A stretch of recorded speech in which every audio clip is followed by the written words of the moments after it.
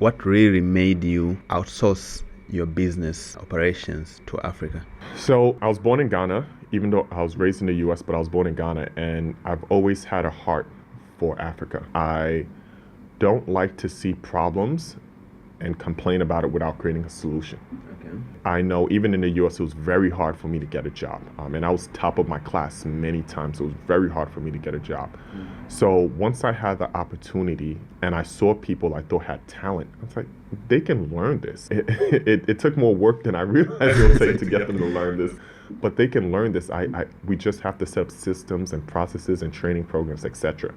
And seeing that, right? Seeing people being able to take care of their families, seeing people, as I said before, being able to buy cars, seeing hopefully in the future communities change by setting that up.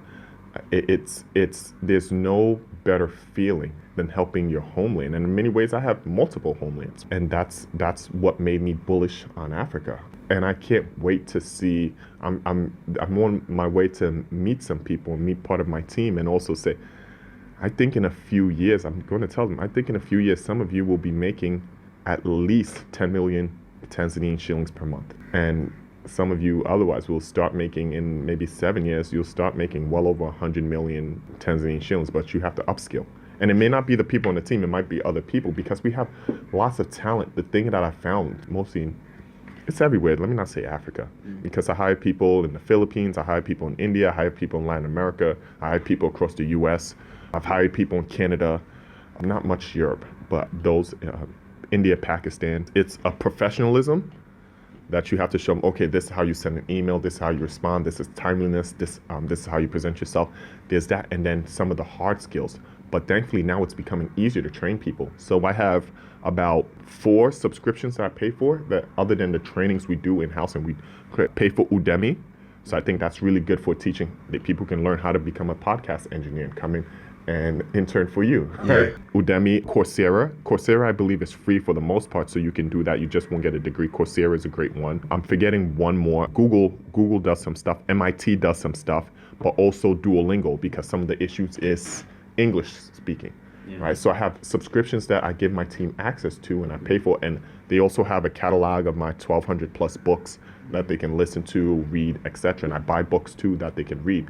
So it's become easier to upskill now than it was in the past. And I think this is a question for later. My concern now is 2 things. One is Africa the future, or is Africa the future? And what I mean by that is there's so much promise, history, and potential in Africa, from resources to people willing to work. We have brilliant people. I know I'm going on for a bit. We have brilliant people. The places, even after reading, the places I felt the most uneducated have been here around round tables or dinner tables with African elders, where they're just sharing things that I had no idea of, whether it's history, whether it's principles of now, just the wisdom that is here, the wisdom, knowledge, information. You'll just say, wow, these guys are brilliant. So that's one aspect of, wow, there's so much. But then there's the other aspect, which I worry about with AI, is the future Africa, where 50%, 60% unemployment, people scraping by, infrastructure crumbling. So we really have, I think either way the future is Africa. Hopefully, I hope it's the former rather than the latter.